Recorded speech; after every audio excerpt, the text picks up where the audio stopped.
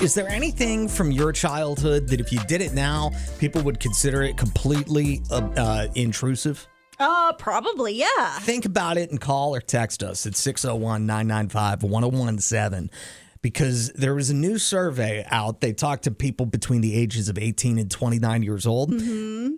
A la Gen Z. Yeah. And 1 out of 3 Gen Zers does not like using doorbells. They're going to call or text whenever they get to somebody's house as opposed to ringing the doorbell. They say it is intrusive. And a quarter of all generations said that they'd feel doorbell dread if a visitor rang the doorbell without texting first. I remember whenever millennials were first leaving the nest. We were going to college. We were getting jobs. We were on our own for the first time. And one of the most popular memes, I would say, of that time was that feeling of now I'm the adult. I don't know what to do when somebody rings the doorbell. It brings this dread.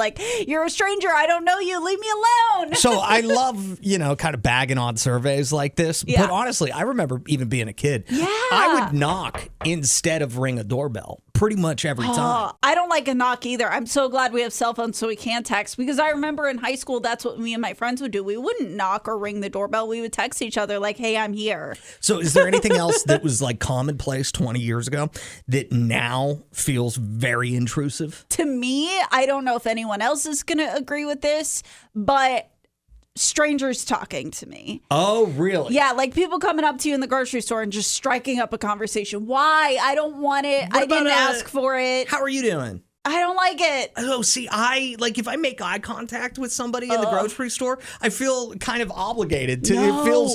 It feels weird to just keep on going about my day.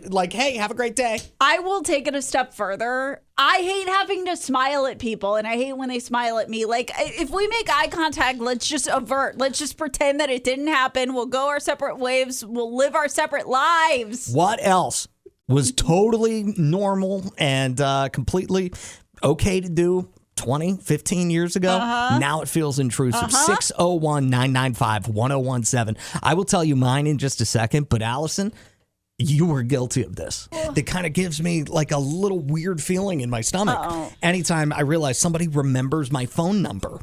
Oh. You, Allison, if you don't know, backstory, Allison and I started working together in Panama City, Florida. Yeah. It was almost 9 years ago that you and I met. I came in for a weekend to do the job interview and everything, and the potential boss said, I want you guys to exchange numbers, kind of get to know each other while we make our decision on if we're going to hire Adam or not. So we did that. And then months later, you said you have this weird ability, I guess, to remember phone numbers, and you were able to remember mine?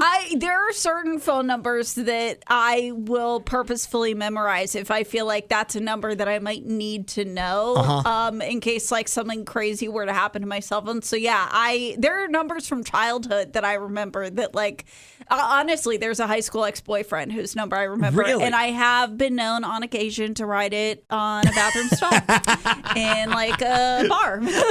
That's hilarious. Yeah. But I realized it a few months ago. One of the restaurants that I go to all the time has a rewards program, and you activate it with your phone number. So that's what I did. And then I asked one of the bartenders, hey, do you need me to write my number on the receipt? And they're like, oh, no, we got it. We know. They remembered my phone number. And that freaked you out. Well, a little bit. And then I found out there was a list of regulars, and I've made the list of regulars, and everybody's phone number is on the list of regulars. Does that not freak you out that your number's just there for anyone to peep? No, what's the worst that could happen?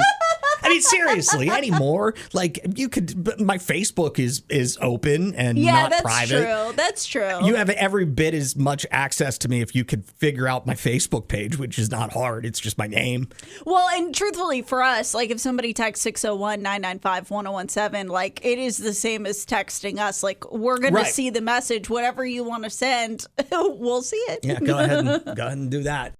Adam and Allison in the morning.